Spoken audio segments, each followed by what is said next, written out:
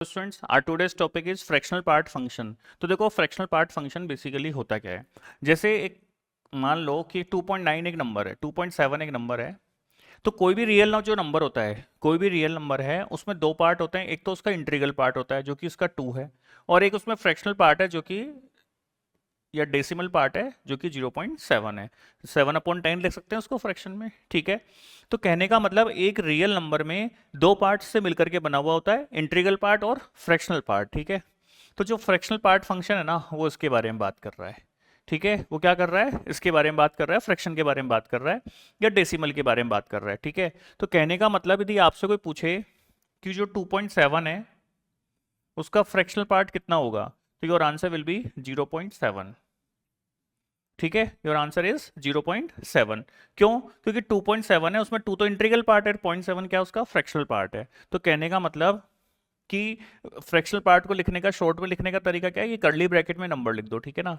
कि इस नंबर में से आप क्या करो, इस पूरे नंबर में से, पूरे रियल नंबर में से इसका इंटीग्रल पार्ट हटा दो। इसका इंटीग्रल पार्ट हटा दोगे तो आपका आंसर क्या आ जाएगा, 0.7। ये इसका मीनिंग होता है, ठीक है।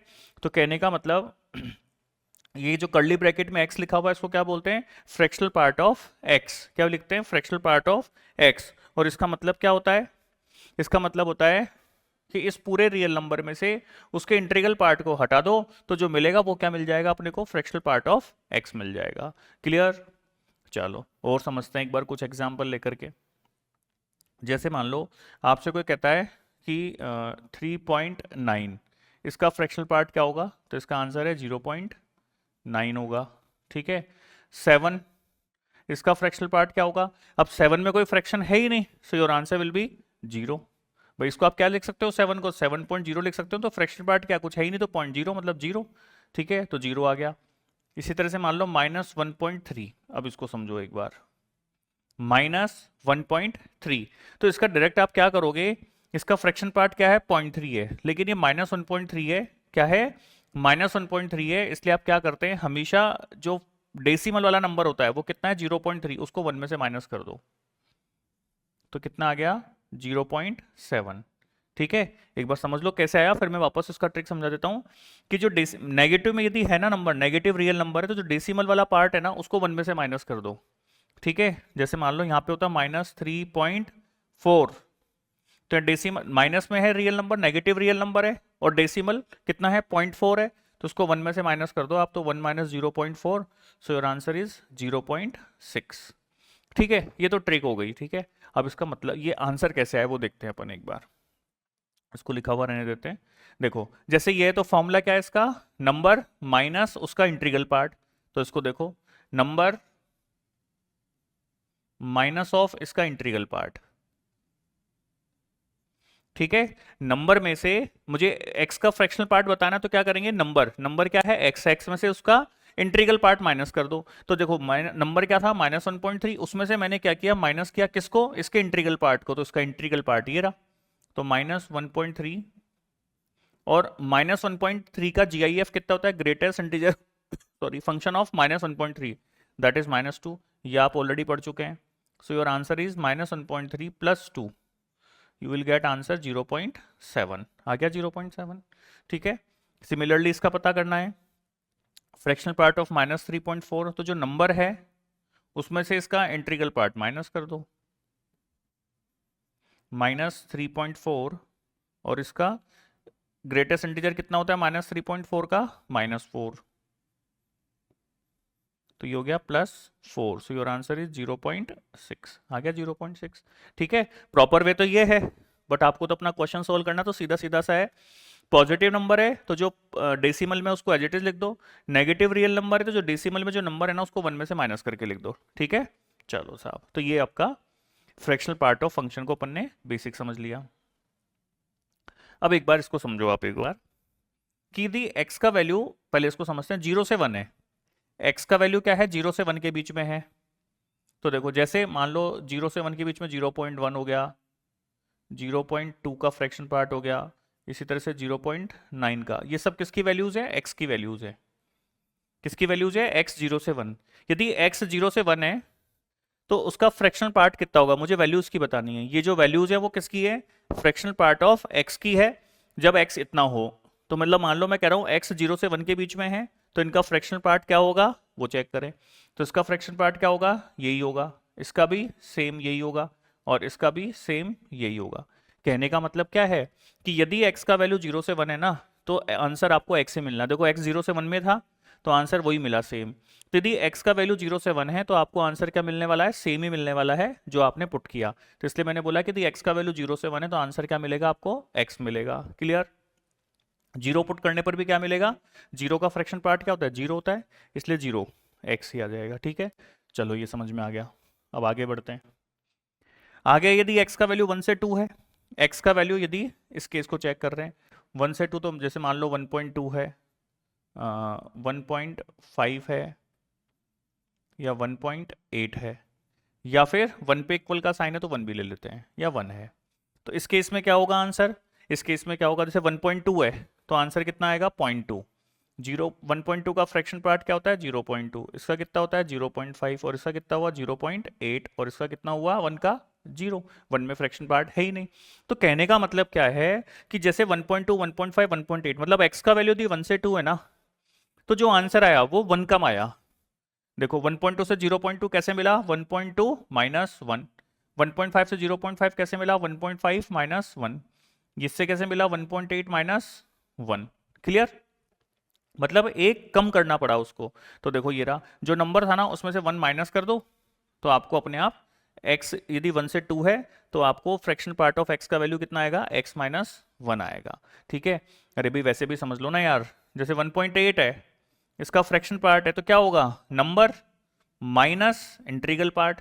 तो 1.8, तो 1 से 2 के बीच में जितने भी नंबर है उनका इंटीग्रल पार्ट कितना होता है, 1 ही तो होता है। तो ये हमेशा कितना आएगा, 1 आएगा, चाहे कुछ भी ले लो, हर केस में 1 आएगा। ठीक है, ये तो मैं ग्राफ क्या होगा, ग्राफ को समझाने के लिए आपको ये चीज पढ़ा रहा हूं एक बार के लिए। ठीक है, चलो, तो ये कितना होगा, x माइनस 1 होगा।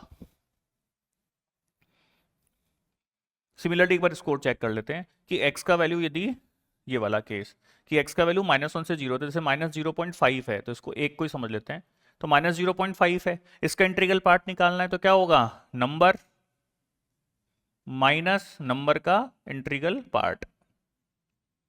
तो -0.5 और -0.5 का ग्रेटेस्ट इंटीजर कितना होता है, -1। So your answer is -0.5 plus 1। कहने का मतलब आपने क्या किया, यदि x का वैल्यू -1 से 0 है, if value of x lies between -1 to 0, यदि -1 से 0 है तो इसका फ्रैक्शनल पार्ट निकालने के लिए क्या करेंगे, +1 कर दो। देखो ये नंबर था तो ये रहा नंबर, उसमें मैंने क्या किया, केवल +1 कर दिया, तो ये रहा, देखो नंबर और नंबर में मैंने +1 ऐड कर दिया। ठीक है, चलो ग्राफ को पढ़ने समझने के लिए अपन ये पढ़ रहे हैं, सेम इसी तरह से चलो एक बार इसी से ही अपन ग्राफ ड्रॉ करते हैं कि इसका ग्राफ कैसा होगा।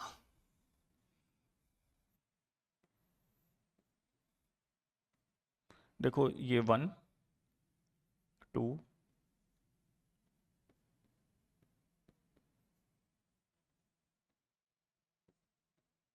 ये आपका ओरिजिन। क्लियर, अब इसको समझें एक बार।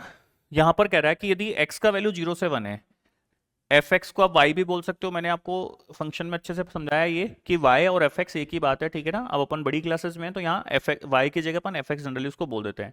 ये आपकी x एक्सिस होती है, ये आपकी y एक्सिस या fx एक्सिस होती है। ठीक है, ये आपकी डोमेन एक्सिस है, ये आपकी रेंज एक्सिस होती है। ठीक है, चलो, तो अब क्वेश्चन ये कह रहा है कि यदि x का वैल्यू 0 से 1 है ना, तो y इक्वल्स टू ग्राफ क्या बनेगा, x। यदि x का वैल्यू 0 से 1 है तो ग्राफ क्या बनेगा, y इक्वल्स टू x। तो y इक्वल्स टू x का ग्राफ कैसा होता है, ऐसा होता है। यूं ही होता है, कहने का मतलब ग्राफ तो ऐसा होता है, लेकिन मुझे केवल 0 से 1 में चाहिए तो मैं 0 से 1 में ही बनाऊंगा, केवल ये 0 से 1। ठीक है, 0 पुट करने पर कितना आ रहा है, 0, और 1 पर क्या है, ओपन, तो ये 1 पे मैंने ओपन कर दिया, 1 पर ओपन है, मतलब x का वैल्यू यदि मैं 0 से 1 पुट करूंगा तो ग्राफ क्या मिलेगा, y इक्वल्स टू x।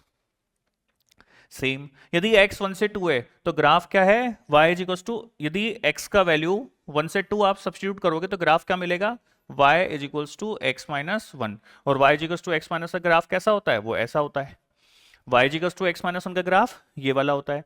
लेकिन मुझे क्या लेना है, ये ग्राफ तो लेना है, बट किसके लिए, जब x केवल 1 से 2 है तब तक, मतलब आपको 1 से और 2 मतलब केवल इतना वाला पार्ट आपको ग्राफ का लेना है, बाकी पूरा हटाना है, ठीक है। एक सेकेंड, ये 1 से 2,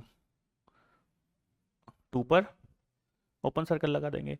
सिमिलरली इसी ग्राफ को अपन आगे भी रिपीट कर देंगे, क्योंकि ये पीरियोडिक फंक्शन है। क्या है ये, पीरियोडिक फंक्शन है। पीरियोडिक फंक्शन क्या है, इसका मैं एक अलग से एक लेक्चर बनाऊंगा आपको, ठीक है।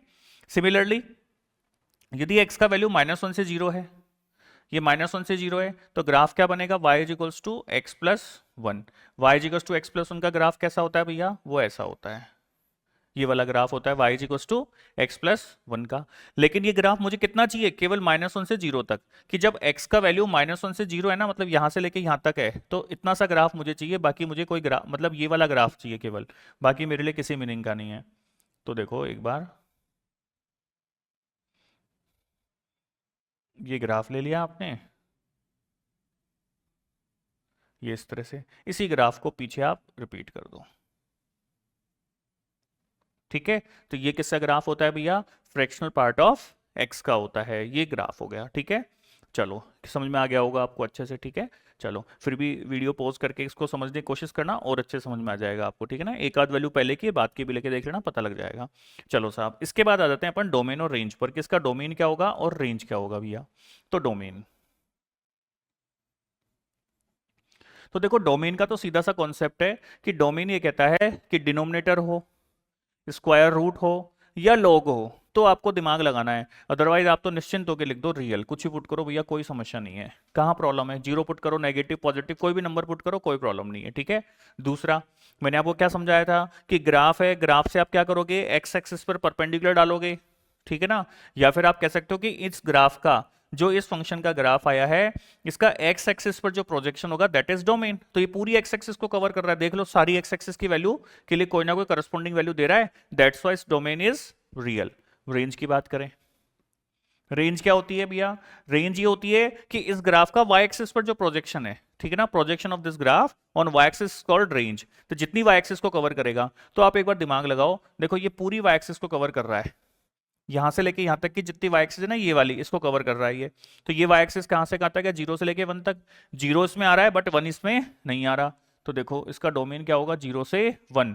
0 पर क्लोज, देखो 0 इसमें आ रहा है, इंक्लूड है इन पॉइंट्स पे, ये पॉइंट्स पे इंक्लूड है, बट 1 पर क्या है, ये ओपन है, ये ओपन बने हुए हैं ना, तो 1 पर क्या है, ओपन, तो 1 कभी वैल्यू आएगी नहीं, इसलिए आपका आंसर क्या आएगा, 0 से 1, 0 पर क्लोज और 1 पर ओपन। क्लियर। तो ये इसका डोमेन और ये इसका रेंज होता है, जो कि आपको समझना भी है और उसके बाद याद भी रखना है। क्लियर। चलो भाई,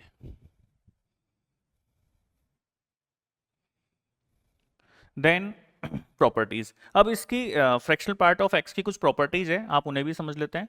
तो फर्स्ट प्रॉपर्टी ये है कि भैया ये एक पीरियोडिक फंक्शन है जिसका पीरियड 1 होता है, इसका पीरियड 1 होता है। हल्का सा मैं आपको समझा देता हूँ, इस पीरियड का मतलब क्या होता है कि इसका फंक्शन का जो ग्राफ है ना, वो जितने इंटरवल के बाद रिपीट हो, तो देखो ये जो इंटरवल है ना, ये वाला पार्ट, ये ग्राफ है, इसी ग्राफ को उठा के आगे लगा दो और इसी को पीछे लगा दो, मतलब इसी ग्राफ का जो हो रहा है, ये क्या हो रहा है, इसका रिपीटेशन हो रहा है, ठीक है। इसलिए इसका जो पीरियड है इस ग्राफ का वो कितना है, 1 है, ठीक है।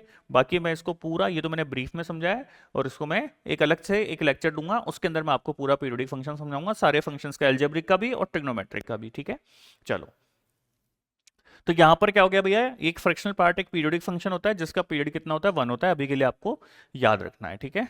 चलो, नेक्स्ट लिखा हुआ है कि कहीं पर ऐसा दिया हुआ है और उसका ग्रेटेस्ट इंटीजर आपको निकालना है, तो वो 0 आएगा, तो 0 ही आएगा। क्यों आएगा, आप x की जगह कुछ भी पुट करो और उसका फ्रैक्शनल पार्ट निकालो, तो जो फ्रैक्शनल पार्ट आएगा वो कितना आएगा, 0 से लेके 1 तक। इसका रेंज तो इतना ही होता है, किसका, ये अंदर वाले फंक्शन का, मतलब जो फ्रैक्शनल पार्ट ऑफ एक्स है उसका रेंज क्या है, 0 से 1, या तो 0 या 1, 0 से ग्रेटर और 1 से लेस, 1 नहीं। और इसका जब मैं ग्रेटेस्ट इंटीजर निकालूंगा, इसमें कोई भी वैल्यू ले लो, और उसका जब जीआईएफ निकालूंगा, तो 100% उसका जीआईएफ ग्रेटेस्ट इंटीजर फंक्शन कितना आएगा, ग्रेटेस्ट इंटीजर वैल्यू कितनी आएगी, 0 आएगी, ठीक है।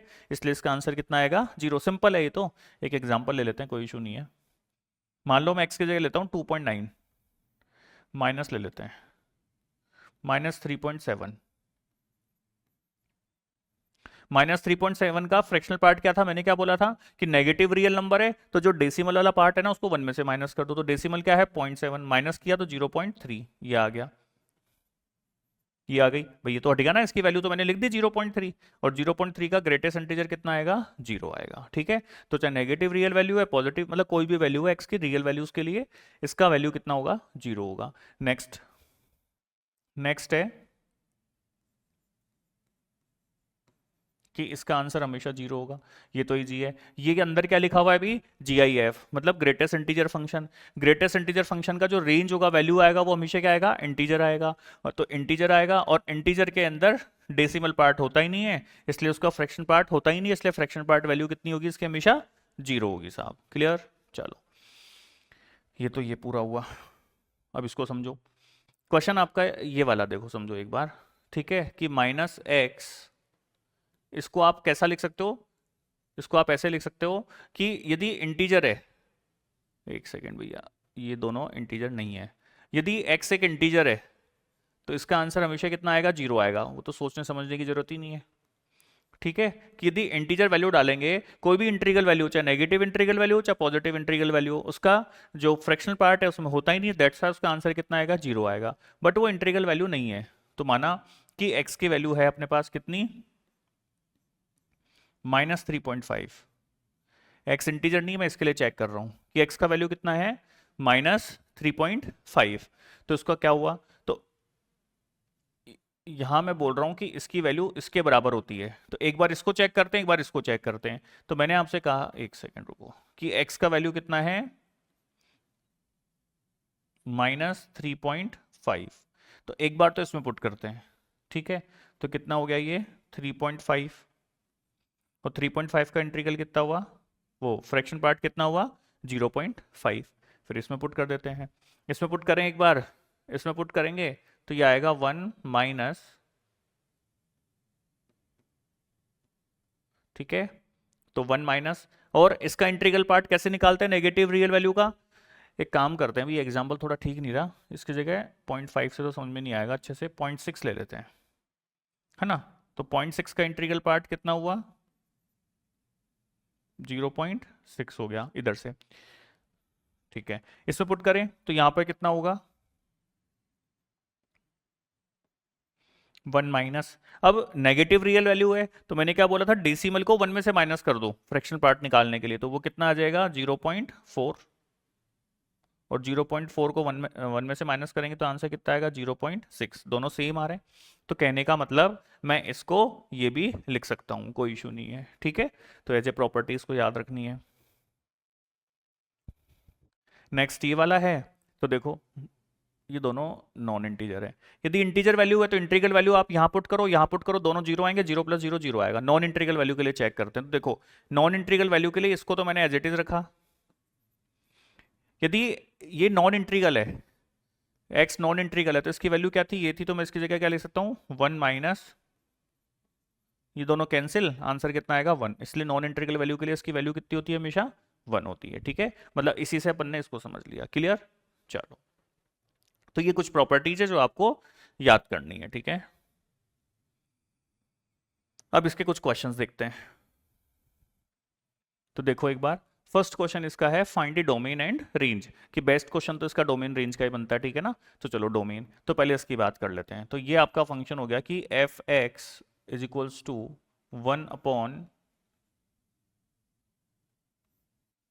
x minus greatest integer of x, क्या होता है, फ्रैक्शनल पार्ट ऑफ x, किसी नंबर x में से मैंने उसका इंटीग्रल पार्ट माइनस किया तो क्या बचा, फ्रैक्शनल पार्ट बचा, ये हो गया। अब डोमेन की बात करते हैं, रेंज की बात करते हैं, तो देखो डोमेन, डोमेन क्या कहता है भैया, डोमेन कहता है रूट में नेगेटिव नहीं और डिनोमिनेटर में 0 नहीं, कहने का मतलब ये जो है ना, इसका वैल्यू पॉजिटिव होना चाहिए केवल, 0 नहीं हो सकता क्योंकि 1/0 नॉट डिफाइन हो जाएगा, नेगेटिव नहीं हो सकता क्योंकि स्क्वायर रूट में नेगेटिव नंबर्स का स्क्वायर रूट रियल नहीं होता, वो इमेजिनरी होता है, ठीक है, तो उसको कंसीडर नहीं करेंगे क्योंकि फंक्शन तो अपन रियल वैल्यूड फंक्शन पढ़ रहे हैं अपन, ठीक है सॉरी।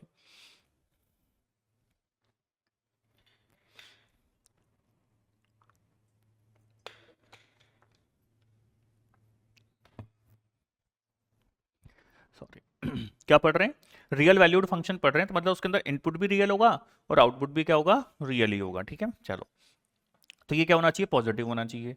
अब इसको एक बात समझे भी, ये जो ग्रेटेस्ट इंटीजर होता, ये sorry fractional part of x होता है ना, इसमें एक्स कुछ भी पुट करो, पुट तो आप कुछ भी कर सकते हो, जो इसका आंसर आएगा वो कितना आएगा, 0 से 1 आएगा। क्या आएगा, 0 से 1 आएगा। लेकिन ये कह रहा है कि भैया इसका जो आंसर है ना वो 0 से ग्रेटर ग्रेटर होना चाहिए। तो चलो कोई दिक्कत नहीं है, 0 से तो बड़ा ही आ रहा है बट 0 भी आ रहा है। तो कहने का मतलब मैं ये कह सकता हूँ कि मैं इस फ्रैक्शनल पार्ट ऑफ एक्स की वो वैल्यूज हटा दूं, मतलब इसके लिए एक्स की वो वैल्यूज हटा दूं जिसके लिए इस पूरे फ्रैक्शनल पार्ट ऑफ एक्स का आंसर कितना आ रहा है, 0 आ रहा है। वो किसके लिए आएगा, इंटीजर वैल्यूज के लिए। किसके लिए आएगा, इंटीजर वैल्यूज के लिए। तो कहने का मतलब जो यहाँ एक्स है ना वो आपका इंटीजर नहीं होना चाहिए, इंटीजर नहीं होना चाहिए, बाकी कुछ भी हो चलेगा, क्योंकि इंटीजर्स पे तो फ्रैक्शनल पार्ट ऑफ एक्स का वैल्यू 0 आएगा, इसके अलावा उसका आंसर हमेशा कितना आएगा, 0 से ग्रेटर आएगा और 1 से लेस आएगा। ठीक है, तो आपका आंसर क्या आ गया, X not belongs to Z, और you can say that real minus Z. Domain क्या हो जाएगा, रियल माइनस जेड। रियल में से इंटीजर्स को आप माइनस कर दो, कोई इशू नहीं है। क्लियर, चलो भाई, ये तो हो गया डोमेन। अब रेंज की बात कर लेते हैं। तो रेंज क्या होगा, आप समझो, ये तो डोमेन हो गया, रियल में रेंज। रेंज कैसे निकालेंगे इसका, मुझे इसका रेंज बताना है। इसका वैल्यू कितना होगा, 0 से ग्रेटर और 1 से लेस। 0 या 0 से ग्रेटर, 1 से लेस, बट इस केस में 0 तो होगा ही नहीं, इसलिए इक्वल के साइन को आपने हटा दिया। किसकी वैल्यू कितनी हो सकती है, 0 से 1। भाई आप इसके अंदर डोमेन क्या पुट कर रहे हो, डोमेन क्या है, रियल माइनस जेड, कि मतलब रियल वैल्यूज पुट कर सकते हो बट इंटीजर पुट नहीं करोगे। जब इंटीजर पुट नहीं करोगे तो आंसर 0 तो आएगा ही नहीं ना इसका, समझ में आ रही ना बात, आंसर 0 तो आएगा ही नहीं, तो ये आएगा। फिर इसलिए मैंने वैसे तो फ्रैक्शन पार्ट का जो रेंज होता है वो 0 से 1 के बीच में होता है, बट अपन 0 तो आएगा ही नहीं, क्योंकि अपन ऐसी वैल्यूज ही पुट नहीं कर रहे, इंटीजर वैल्यूज ही पुट नहीं कर रहे जिसके लिए इसका आंसर 0 आएगा। इसलिए मैंने यहाँ से इक्वल का जो साइन था उसे हटा दिया। ठीक है, इसका स्क्वायर रूट करो तो पॉजिटिव वैल्यूज है, इसकी पूरी वैल्यू 0 से 1 पॉजिटिव है, तो स्क्वायर रूट कर सकते हो, हंसी खुशी, कोई समस्या नहीं है, कर दिया। फिर क्या करना है, इसका रेसिप्रोकल। और इनइक्वलिटीज में रेसिप्रोकल का तरीका क्या होता है, आराम से करो, कोई समस्या नहीं है। 1 का रेसिप्रोकल 1 होगा, 0 का रेसिप्रोकल इन्फिनिटी होगा, बट ये साइन चेंज कर दो, तो ये साइन चेंज कर दिया। ठीक है, इनइक्वलिटीज के साइन क्या कर देते हैं, रिवर्स कर देते हैं, ऑर्डर उल्टा कर देते हैं। ठीक है, so your answer is, range क्या होगा भैया इसका, 1 से लेके इन्फिनिटी तक, ये इसका रेंज होगा। क्लियर, चलो नेक्स्ट है आपके पास क्वेश्चन कि F X is equals to X minus, देखो सुनो, एक्स माइनस किसी नंबर, किसी रियल वैल्यू एक्स में से उसका इंटीग्रल पार्ट आपने हटा दिया, तो क्या बचेगा, फ्रैक्शनल पार्ट बचेगा, तो ये फ्रैक्शनल पार्ट हो गया, अपॉन। सिमिलरली इसको आप क्या लिख सकते हो, इसको लिख सकते हो 1 माइनस, मैंने एक माइनस कॉमन लिया तो ये आ गया, that means you can say that ये क्या है, फ्रैक्शनल पार्ट ऑफ एक्स है। तो इसे आपने लिख दिया 1 minus fractional part of x. Got it, चलो साहब, तो आपका क्वेश्चन, ये जो क्वेश्चन था वो ऐसा बन गया। अब बात करते हैं इसके डोमेन की। तो डोमेन क्या कहता है भैया, डिनोमिनेटर में 0 नहीं, डिनोमिनेटर में 0 नहीं, न्यूमिनेटर से तो कोई लेना देना ही नहीं है अपने को, कि जो डिनोमिनेटर है ना ये 0 नहीं होना चाहिए। कहने का मतलब फ्रैक्शनल पार्ट ऑफ एक्स का वैल्यू 1 नहीं होना चाहिए, इसका वैल्यू 1 नहीं होना चाहिए। अब एक बात बताओ कि इसका जो रेंज होता है ना भाई, इसका जो रेंज होता है, तो अपन ने अभी पढ़ा कि इसका जो रेंज होता है वो तो जो ये फ्रैक्शन पार्ट ऑफ एक्स का जो रेंज है वो तो 0 से 1 होता है, मतलब या तो 0 होगा या 0 से ग्रेटर होगा, 1 से लेस होगा, 1 तो होगा ही नहीं। तो कहने का मतलब आप इसमें एक्स की वैल्यू कुछ भी पुट करो, ये 1 तो कभी आने वाला ही नहीं है। आंसर कितना आना है इसका, 0 से लेके 1 तक, 1 कभी नहीं आएगा। बट दैट मीन्स कि आप कुछ भी पुट करो, कोई समस्या नहीं है। That's why you can say that domain of this function is real. इसका जो आंसर आने वाला है ना वो कितना आने वाला है भैया, वो सॉरी जो इनपुट डालना है वो कितना डालना है आपको, रियल इनपुट डालना है, कोई दिक्कत नहीं है। ठीक है, चलो, तो ये तो हो गया डोमेन। अब रेंज की बात करते हैं। अब रेंज देखें एक बार, तो रेंज में क्या होगा, रेंज अच्छे समझना, मुझे इसका रेंज उसका रेंज निकालना है, उसी फंक्शन को मैंने ऐसा लिखा है, कोई भी चेंज नहीं किया, क्योंकि उसका डोमेन निकालो चाहे इसका निकालो आंसर सेम आने वाला है, तो कोई फर्क नहीं पड़ेगा। ठीक है ना चलो, क्योंकि मैंने आपसे कहा था कि एक फंक्शन को दूसरे फंक्शन में चेंज तो कर सकते हो आप, मतलब उसमें कुछ भी आपको छेड़खानी करनी कर सकते हो, बट उसका डोमेन चेंज नहीं होना चाहिए। तो इस केस में कोई डोमेन में चेंज नहीं हो रहा। ठीक है, चलो, तो अब इसका क्या निकालना है, रेंज। तो रेंज के लिए देखो, समझो कैसे करेंगे। ये जो एफ एक्स है ना, इसको मैं थोड़ा सा बदल रहा हूँ और इसको मैं ऐसा लिख सकता हूँ,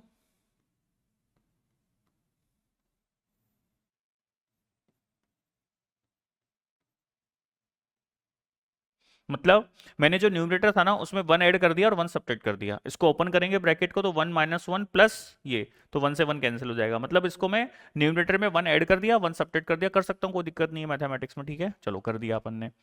फिर इसको मैंने क्या किया, एक बार 1 के अपॉन में लिया और एक बार इसके अपॉन में लिया, तो ये पूरा कैंसिल होकर के हो गया 1। ये फंक्शन इसमें चेंज हो गया, ठीक है, क्लियर। डोमेन चेंज नहीं होना चाहिए, कुछ भी काटा पीटी कर रहे हो तब फर्क पड़ता है, ठीक है ना। तो यहाँ सब कुछ सेम है, कोई फर्क नहीं पड़ रहा है इसमें, ठीक है।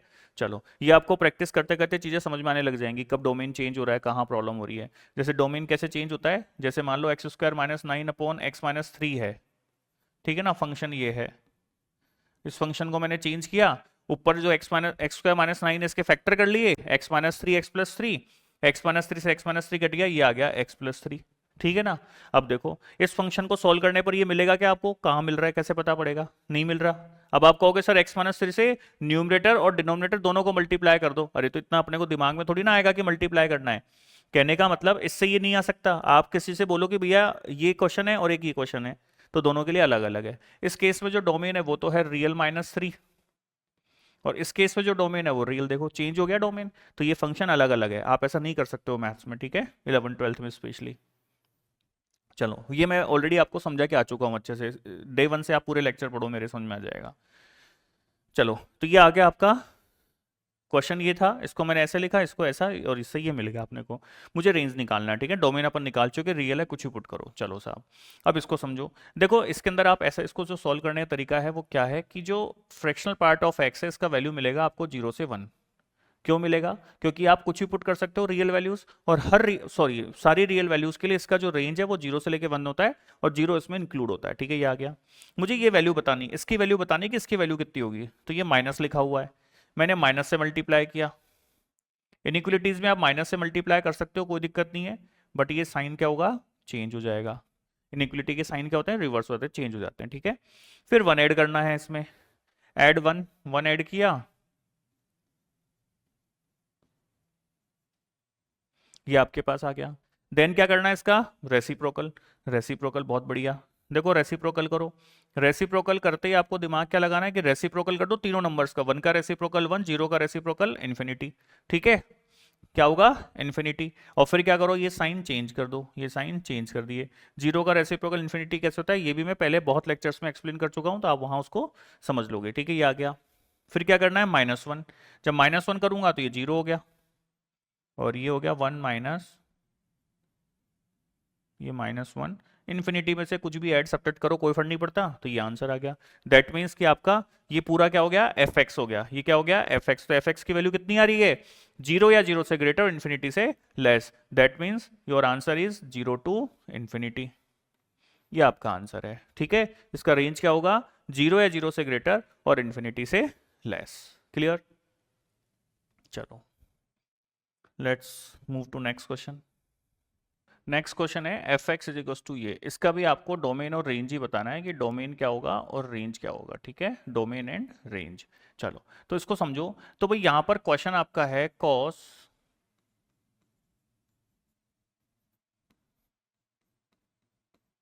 तो देखो डोमेन, तो डोमेन तो क्या है भाई, यहां पर क्या है, ना तो रूट है, ना यहाँ मतलब स्क्वायर रूट भी नहीं है, ना यहाँ पर डिनोमिनेटर है, और ना ही यहाँ पर लॉग है। लेकिन कॉस, कॉस तो ट्रिग्नोमेट्रिक फंक्शन है, और ये अपने को पता है कि जो कॉस थीटा होता है, ठीक है ना, कि यहां पर आप कॉस के अंदर कुछ भी पुट करो, इसका जो डोमेन होता है वो रियल होता है। क्या होता है, रियल होता है, तो कोई प्रॉब्लम ही नहीं है। दैट मीन्स कि यहां भी किसी भी तरह का कोई कंस्ट्रेंट नहीं है, कोई प्रॉब्लम नहीं है। दैट्स वाई इसका जो डोमेन होगा ना वो क्या होगा, रियल होगा, ठीक है।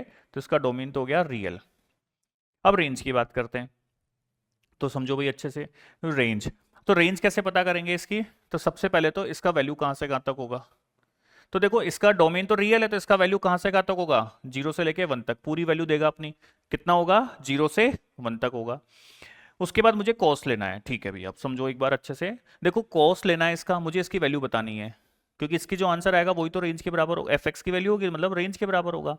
तो लेकिन मैं कॉस भाई डायरेक्ट नहीं ले सकता, मुझे उसके लिए कुछ देखना पड़ेगा। क्या देखना पड़ेगा, सबसे पहले आप ऐसे समझो कि कॉस का जो ग्राफ होता है ना वो ऐसा होता है भाई, है ना, ये होता है, ठीक है।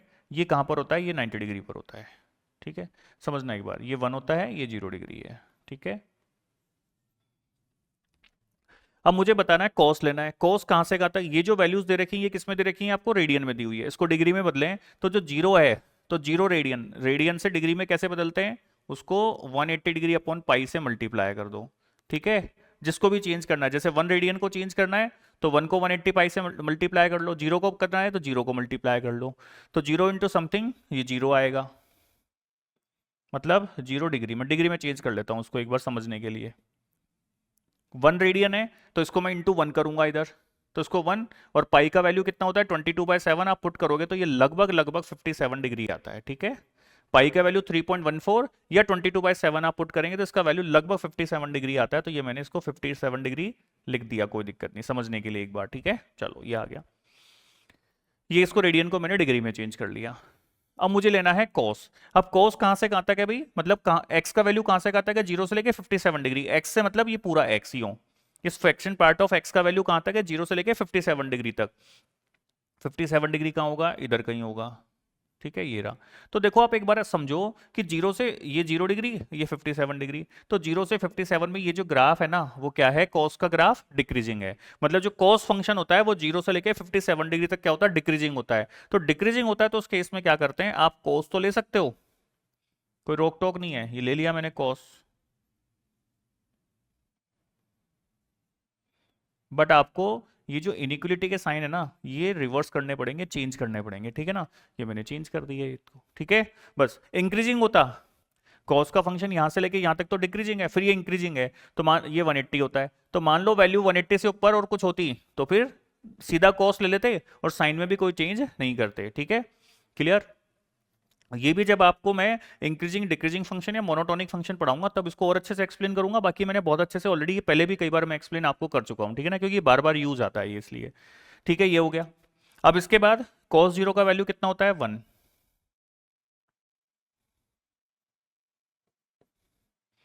और जो cos 57 डिग्री है, देखो cos 57 डिग्री तो यही तो वैल्यू होगी cos 57 डिग्री। ठीक है ना, ये वैल्यू आएगी। तो ये जो वैल्यू आएगी cos 57 की वो 0 से 1 के बीच में आएगी बस। ठीक है ना, ये आप अपने दिमाग में रखो। कितनी आएगी भाई? 0 से 1 के बीच में आएगी। मुझे क्या करना है फिर इसका GIF। अब आप ऐसे समझ लो सीधा सीधा कि इसकी जो वैल्यू है ना भैया वो वैल्यू कितनी आ रही है? मतलब cos 57 से लेके 1 तक। cos 57 डिग्री की वैल्यू कितनी है? 0 से 1 तक। मतलब मान लो कि 0.9 है, मैंने एक बार के लिए मानी क्या? 0.9 है। तो 0.9 से 1। अब इसकी वैल्यू थी 0.9 से 1 है तो इसकी GIF की वैल्यू कितनी होगी? या तो 0 होगी या 1 होगी। भाई 0.9 से बड़ी भी कुछ पुट करोगे और 1 से छोटी कुछ पुट करोगे तो 0 पॉइंट समथिंग, तो उसका ग्रेटेस्ट इंटीजर फंक्शन कितना हुआ? 0 हुआ। और 1 पुट करने पर 1 हुआ। दैट मीन्स कि इसका जो रेंज आने वाला है ना, इसका जो रेंज आने वाला है वो कितना होगा? केवल दो वैल्यू आएगी, या तो 0 आएगा या 1 आएगा। तो आपने कर्ली ब्रैकेट में 0 और 1 डाल दिया। क्लियर? तो ये इसका डोमेन रेंज हो गया। ये थोड़ा अच्छा क्वेश्चन था, इसमें इंक्रीजिंग डिक्रीजिंग का भी कॉन्सेप्ट था तो वो भी मैंने आपको एक्सप्लेन कर दिया। Next question, find the domain and range of the function. ठीक है भी, जैसे ये वाला क्वेश्चन है तो इसको क्या करेंगे? ठीक है, ये तो इजी वन क्वेश्चन है। अभी आपको मैंने एक प्रॉपर्टी पढ़ाई थी